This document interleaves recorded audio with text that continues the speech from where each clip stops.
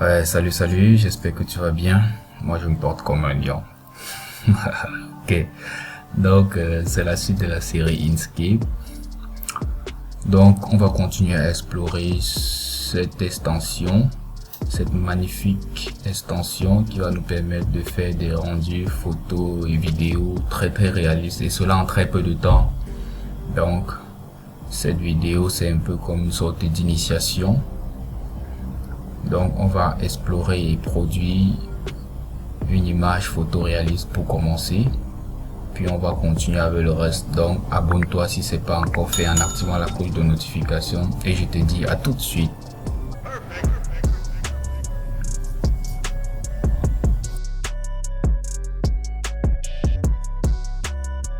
Ok, donc là je veux ouvrir le fichier par défaut d'architecture, le fichier d'exemple, voilà.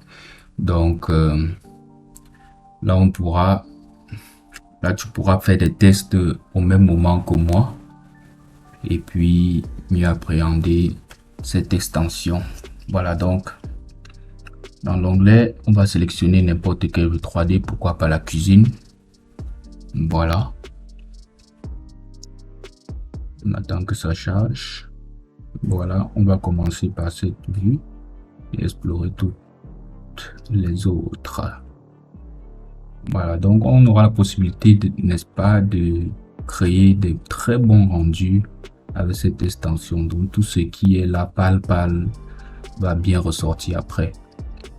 Ok, donc le principe est le même. Lorsque la vue est sélectionnée ici, lorsqu'on clique là, on peut aller sur début et voilà la même vue qui s'ouvre dans Inkscape. N'est-ce pas déjà magnifique? C'est déjà très beau alors qu'on n'a encore rien fait. On n'a encore rien fait. Donc la maisonnette ici, c'est pour revenir à l'accueil. Lorsqu'on clique sur échappe, on revient aussi. Ici à côté, c'est annotation en collaboration. Voilà, donc on pourra, lorsqu'on a travaillé en collaboration avec beaucoup de personnes, on pourra créer des questions, avoir des informations BIM sur l'élément sélectionné comme je viens de faire là. Voilà, donc c'est assez classique et simple. Voilà, juste après c'est BIM. Voilà, ici on a la possibilité d'avoir toutes les informations BIM sur tous les éléments sélectionnés. Voilà, lorsque je sélectionne par exemple cette colonne là, j'ai toutes les informations, les contraintes, tout, les codes, les données d'identification, j'ai tout, matériaux de finition. Voilà, donc bon, j'ai l'impression que la machine ralentit un peu. Bon, voilà, c'est important de mettre sur pause lorsqu'on n'a pas de mise à jour à faire pour économiser les ressources. Donc voilà, revenons dans la fenêtre Inkscape. Bon, on va agrandir d'abord. Voilà.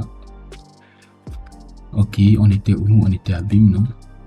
Oui, on était à BIM. Bon, voilà, ici c'est pour les vues.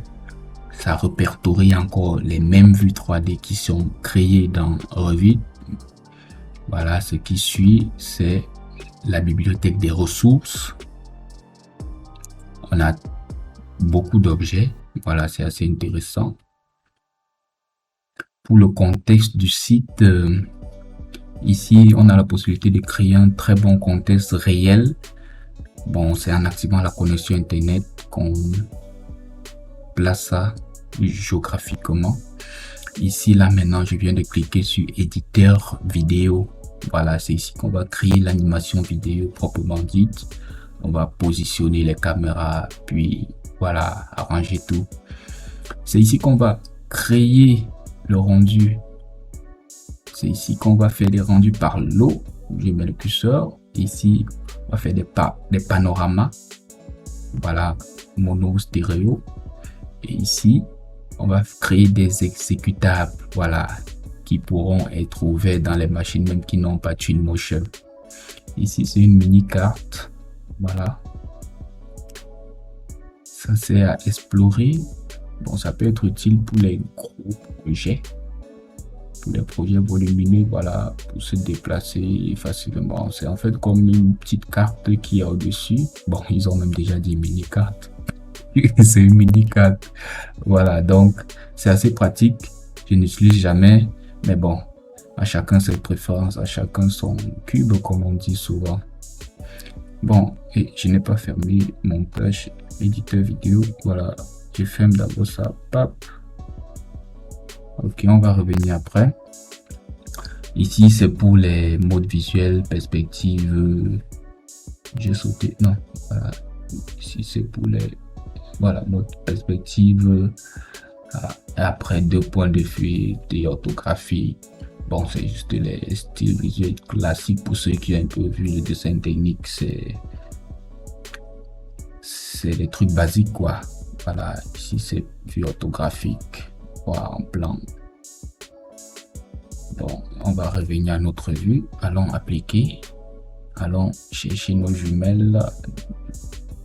Ok, on revient à la cuisine d'abord. Voilà, juste ici. C'est pour le casque de réalité virtuelle. Voilà. Pour activer. Bon, là, c'est grisé parce qu'on était. Voilà, il faut appuyer sur échappe d'abord. Voilà, là, on a la possibilité de sélectionner. Je n'ai pas de casque pour le moment. Si tu en as, tu testes. Ici, c'est pour les paramètres visuels. On va gérer les styles visuels. Caméra. Voilà, on a l'exposition et consort. Ici, la qualité de rendu. On laisse d'abord élever comme ça. Image. Image, on a la possibilité de faire des corrections. Voilà, tout ce qui est ombrage, lumière, température. Voilà. Effets, les effets de flou et consort. Atmosphère, on a notamment l'intensité, la hauteur du brouillard qu'on pourra gérer. Ici, on pourra gérer aussi la luminosité du soleil, la netteté des ombres. En bas, il y a le vent. Voilà, après ciel. Au niveau là, on peut gérer les nuages horizon. Ici, dans sortie, voilà, c'est comment on va faire sortir nos éléments, nos rendus. Ultra HD, pourquoi pas. Full HD, pourquoi pas. Ça dépend aussi de la puissance de ta machine. Voilà. On va sélectionner le format de fichier. JPEG, très répandu, ou PNG, ça marche aussi. Dossier par défaut. Voilà, ça c'est pour sélectionner un emplacement qu'on voudra stocker nos éléments, nos rendus faits par défaut. Juste ici, après c'est paramètres de la fenêtre Inkscape. Bon, honnêtement, je ne modifie pas trop ici, mais bon, ça dépend de toi. Tu peux vouloir changer le type de la fenêtre. Voilà, lorsque je coche là, le type disparaît. Là, tu peux taper le titre que tu veux et qu'on sort. Bon, moi, ça, c'est pas trop utile. Bon, et là, c'est pour la vitesse de la souris. Si tu trouves que ton curseur est assez trop lent, tu peux augmenter la rapidité. Voilà, lissage de la souris et qu'on sort. Vitesse de déplacement, lissage, déplacement. Ici, voilà, référence, hauteur et qu'on sort. C'est le raccourci clavier pour les captures écran. Tu peux effacer et modifier. Voilà, ici, pareil, stéréo TV, voilà, demi-largeur par œil. Ça, c'est pour. Honnêtement, ça, c'est. Bon, peut-être c'est pour simuler le regard des yeux. Voilà. Ce sont des éléments que je n'utilise pas trop souvent, mais si tu trouves ça utile, libre à toi de l'utiliser. Voilà. Si les préférences de fenêtre, une fenêtre Inkscape au-dessus de l'application CAO, pourquoi pas, mais bon, je vais d'abord laisser. Activer le son, ça peut être intéressant aussi, notamment lors des animations vidéo. Bon, je vais d'abord décocher. On va y revenir. Bon, après, il y a quoi ici? C'est LED. Oui, c'est assez intéressant, surtout pour pouvoir se déplacer là il faut savoir comment ça marche. Donc voilà, pour se déplacer, les mouvements vers le haut, tout ça, regarder autour, orbite, panoramique, téléportation. Et je n'avais pas enlevé. Ok, c'est bon. Voilà. Ok, c'est bon. Donc là, on regarde autour, comme si on arrête la caméra et on bouge. Orbite, on va se focaliser et tourner autour d'un point orbité, par exemple autour de ce poteau comme je viens de faire. Panoramique, on clique sur la molette de la souris et on glisse de part et d'autre. Téléportation, cliquez 2 fois. Voilà, un double clic. Pap, là, je me téléporte. Voilà, donc je me rapproche rapidement à l'endroit où j'ai double cliqué. Voilà.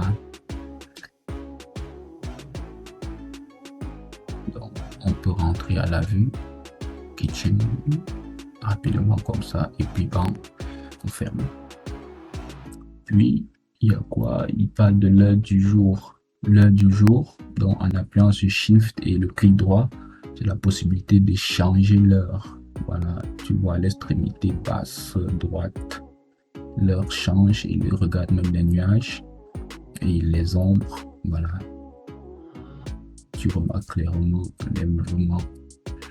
C'est assez intéressant. Tout ça va rendre les rendus très réalistes lorsqu'on va jouer avec les ombrages, n'est-ce pas, l'orientation du soleil et consorts.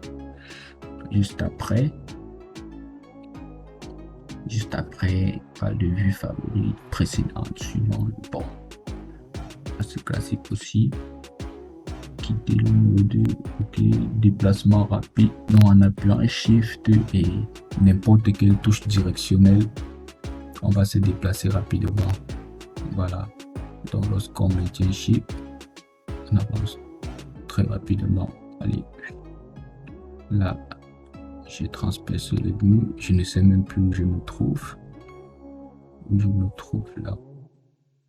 Voilà, je suis revenu. Voilà, là, c'est le séjour déjà. Donc avec Shift, on va se déplacer rapidement. Lorsque c'est maintenu, là je rentre doucement. Là c'est sans Shift. Là c'est avec Shift.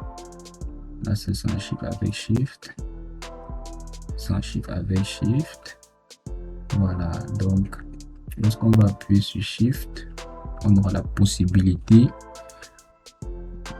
de se mouvementer rapidement.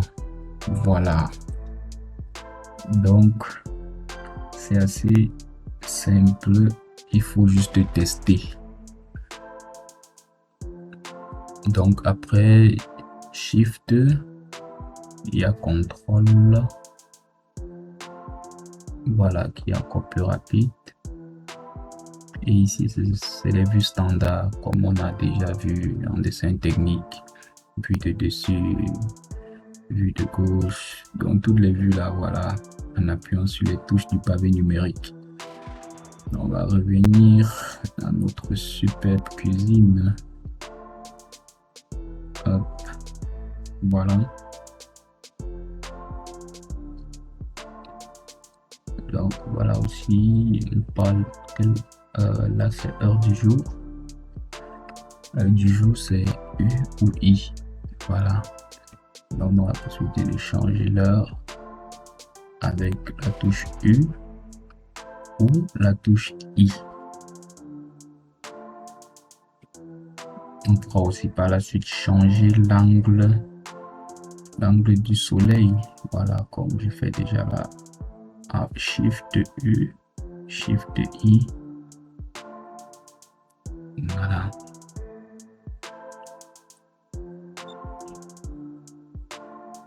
Et pour la rotation, c'est CTRL U, CTRL I. Menu contextuel classique, c'est le clic droit. Voilà, on a déjà fait un test lorsqu'on voulait faire le test pour les questions là. Voilà, on peut ça créer une question. par là, c'est barre d'outils, modèle d'application, bouton bascule, paramètres. Voilà, panneau latéral. Donc, il faut un peu explorer ça aussi pour en savoir davantage. Bon, on va créer un espace pour faire un petit rendu rapidos.